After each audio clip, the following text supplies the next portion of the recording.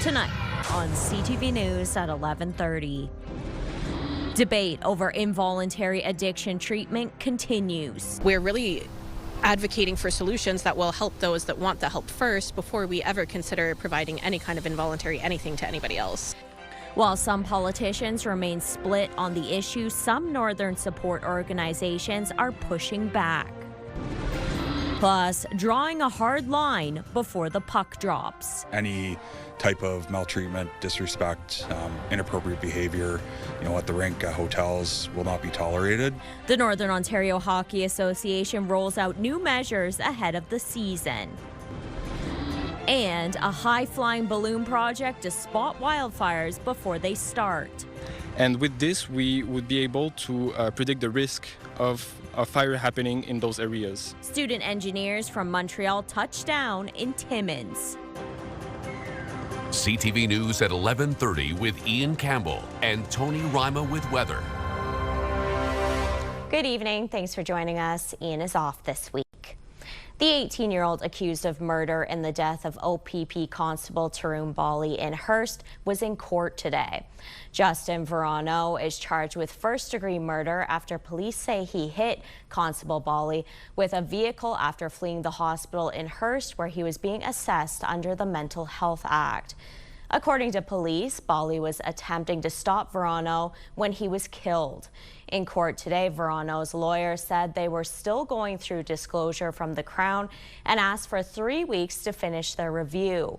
During the hearing, his lawyer wanted it on the record that Verano had not been receiving his prescribed medication while in jail, saying he was, quote, not getting proper medical care, and asked for this to be remedied. Verano will be back in court September 9th.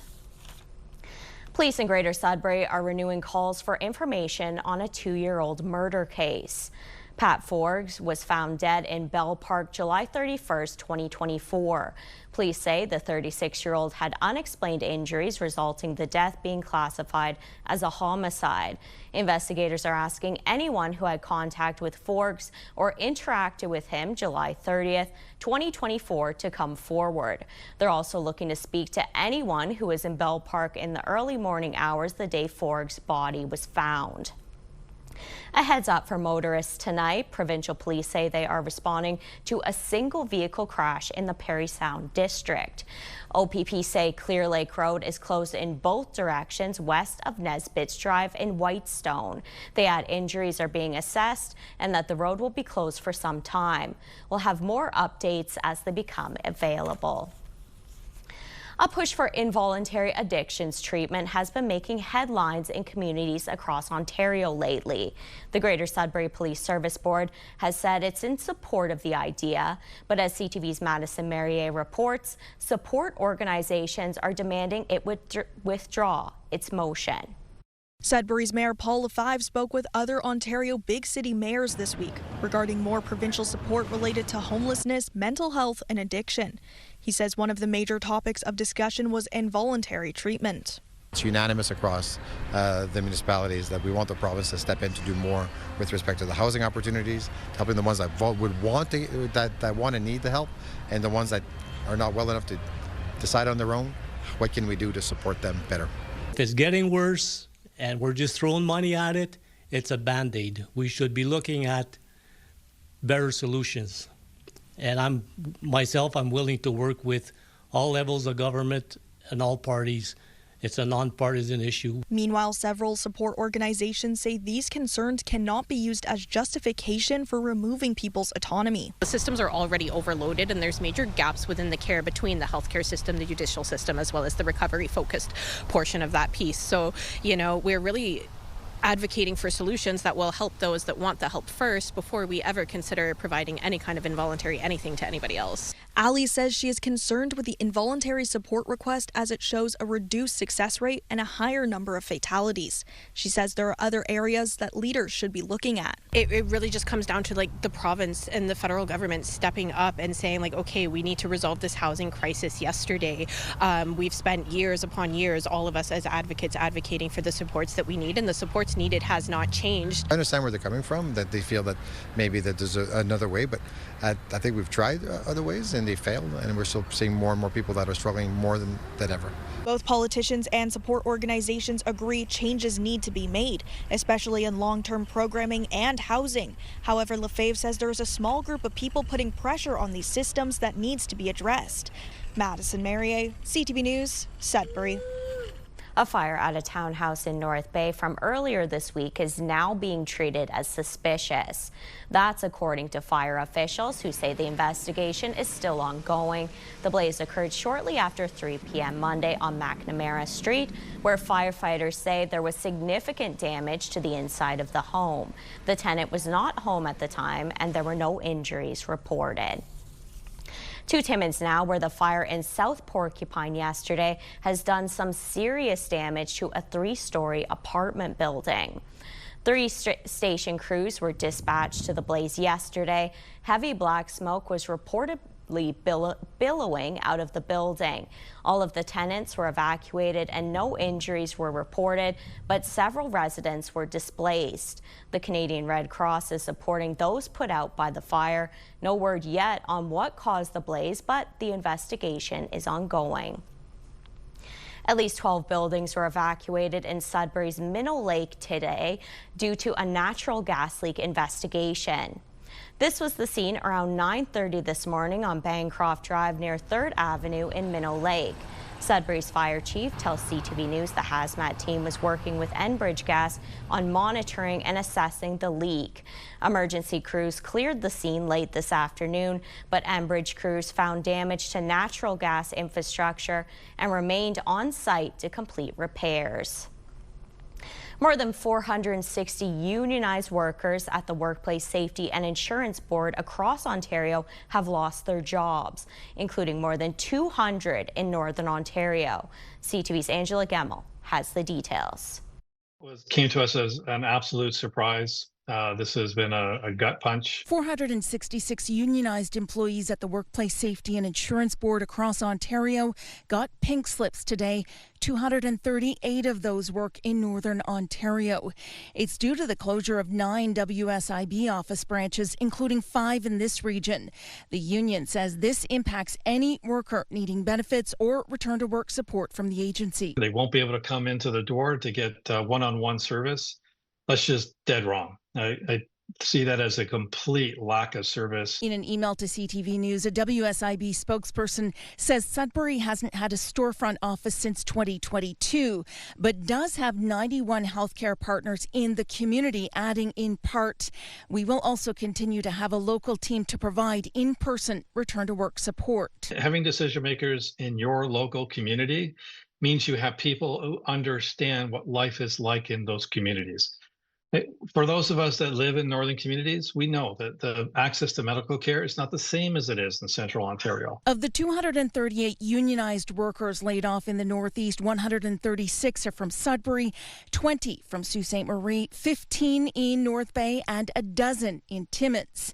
In their email, the spokesperson for WSIB says the adjustment to local staffing needs will consolidate claim and account management functions, saying in part, "We recognize this is difficult news for impacted team members and their families." In the meantime, Gosselin says the union is planning a full-scale pushback campaign, including reaching out to the Premier and the Ministry of Labour. We intend to come full out, do everything we possibly can, turn over every single stone to save every one of these jobs and protect services for workers. CTV reached out to the Ministry of Labour for comment, but did not hear back by our deadline. Angela Gemmell, CTV News, Sudbury. $1 billion in federal and provincial money is being earmarked for communities that don't charge development fees like Sault Ste. Marie to assist with infrastructure projects that will eventually lead to housing growth. The Sioux's planning director says the city is greatly surpassing housing targets set out by the province, as well as historic building numbers. Peter Tonazzo notes that from the 1990s to the early 2020s, the Sioux averaged about 100 new dwellings built per year. Those figures have nearly tripled in the last 5 years. He believes these funds could be useful in locations that are seeing gaps in service. Infrastructure is one of the biggest costs to development, and in many respects it's It's a hard cost, but it's in addition to the bricks and mortar costs of actually building the development. So if a developer has to bring services half a kilometer, or there's a weakness or a soft spot in the services, then a lot of times those properties just go undeveloped. Applications for the funds open in October, with city officials stating they will be absolutely looking into it. With the hockey season fast approaching, the Northern Ontario Hockey Association is looking to crack down on poor behavior at the rink. CTV's Eric Tashner reports. Unacceptable behavior at hockey rinks is at a breaking point, according to the Northern Ontario Hockey Association. The NOHA says on file, last season there were 25 incidents of parent behavior reported and around 70 cases of maltreatment, either towards officials, opposing players, coaches, or fans. Ultimately, we want parents to show respect to other parents, to opposing teams, etc. We want coaches to respect one another, players to respect one another. Marchand says this season the association is taking a drastic step to get ahead of the problem. It's looking for volunteers who are judges, police officers, firefighters, teachers, or lawyers to adjudicate, review, and resolve conduct incidents fairly. Any type of maltreatment, disrespect, inappropriate behavior, at the rink, at hotels, will not be tolerated. This happened for years, but now hopefully this new initiative will help solve that problem. Volunteers would need to commit 100 hours per year and would get full travel coverage and stipend. If an incident occurs, the volunteer would conduct interviews with witnesses, gather all of the facts, and bring a report to the NOHA. We want to take all complaints seriously and deal with them quickly. From there, the association says it will decide if any disciplinary action needs to be taken. One of the main issues continues to be referee abuse. Which isn't fair to them, because a lot of them are just kids. So everybody is there for exercise and to have a good time. So far, the Hockey Association has 50 volunteers signed up willing to try and make the game better for all. Eric Tashner, CTV News, North Bay. It's time now for a short break here on CTV News. Coming up, Tony will have your full weather forecast. But for now, a look at the current conditions. And I'm seeing some single-digit temperatures out there. 8 degrees in Sault Ste. Marie, clear skies. 8 degrees in Kapuskasing as well. 12 in Wawa, cloudy skies. In Sudbury, will those cool temperatures stick around? Tony will have that answer coming up. Good evening, everyone. Now your main weather. Let's start with our forecast radar. Just some pockets of activity, some cloud cover at this hour. Things are going to clear up a little bit and then become a little bit more overcast, especially tomorrow morning in through Kapuskasing and communities just north of that.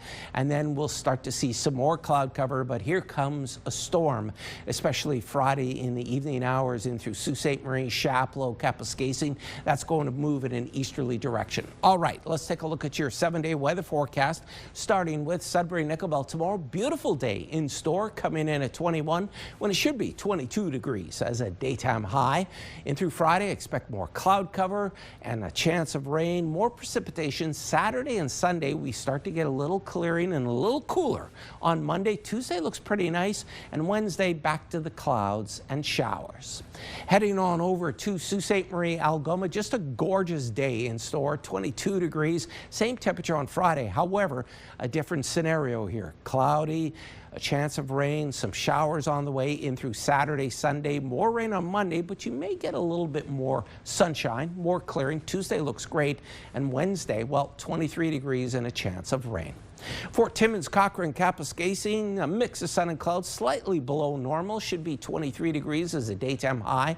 This time of year coming in at 20. And then on Friday, increasing cloud cover, and that continues in through Saturday, Sunday, Monday. Tuesday, a mix of sun and cloud, 22 degrees. Heading on over to Timiskaming Shores and Kirkland Lake. Beautiful Thursday shaping up here, 21 degrees. On Friday, increasing cloud cover, a chance of precipitation, more rain.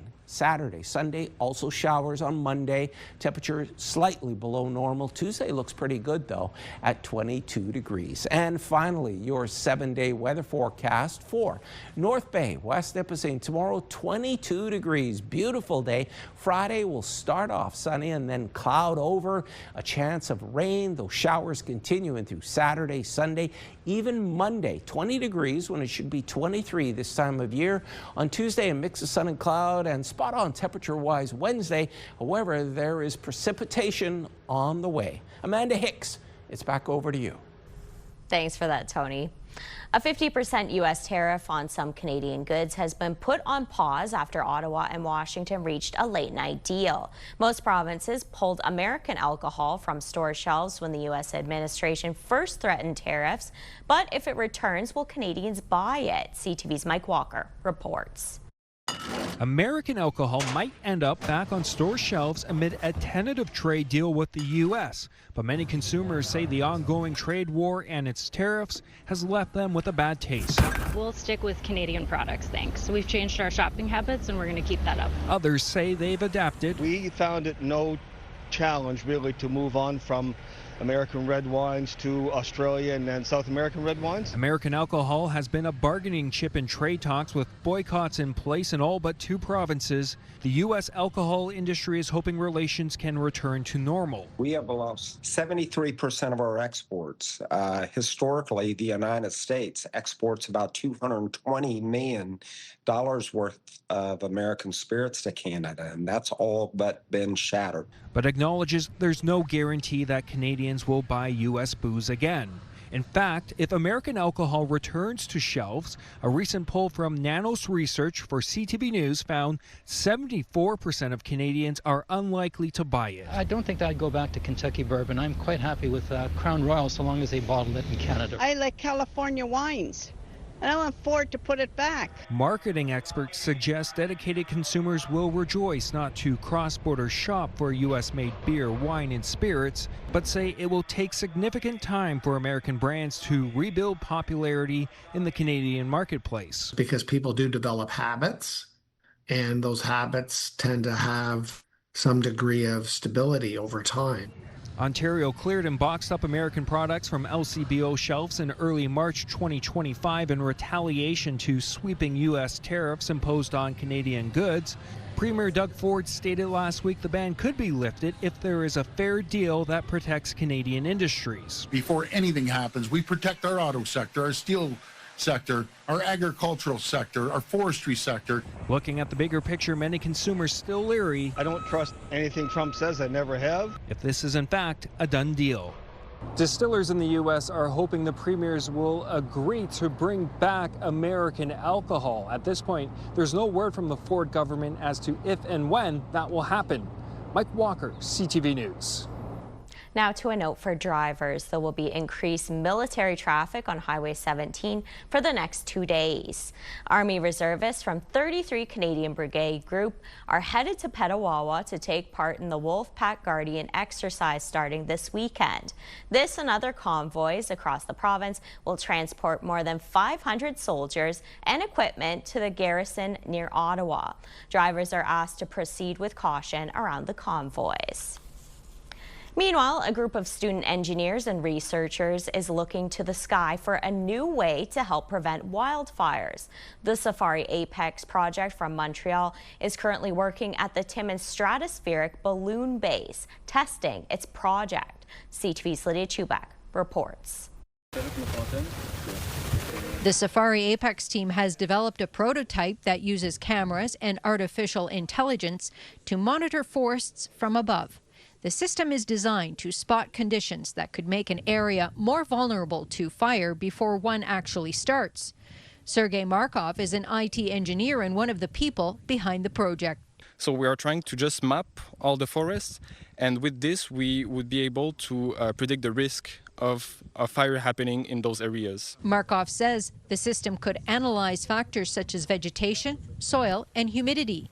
He says that information could help authorities target prevention work in areas where the risk is highest. So if we see that like our risk is really high in this area, we could like send a team over there trying to cut some trees, maybe trying to diversify the type of plantation in those areas. The prototype, called Borealis, was sent up on a Canadian Space Agency stratospheric balloon in Timmins. The team plans to continue testing the technology with the eventual goal of getting this kind of information to emergency services faster. I guess I would say that there isn't any such technology right now, mostly not developed by students, and we kind of want to put the youth up front for a problem that is concerning us and our children, grandchildren, and yeah, just to make a difference in what seems to be a super imminent threat. The team has already won an Innovation in Research Award and was a finalist in the University Programs category of the Space Tech Challenge in California. The team hopes this is just the beginning. Lydia Chubak, CTV News, Timmins.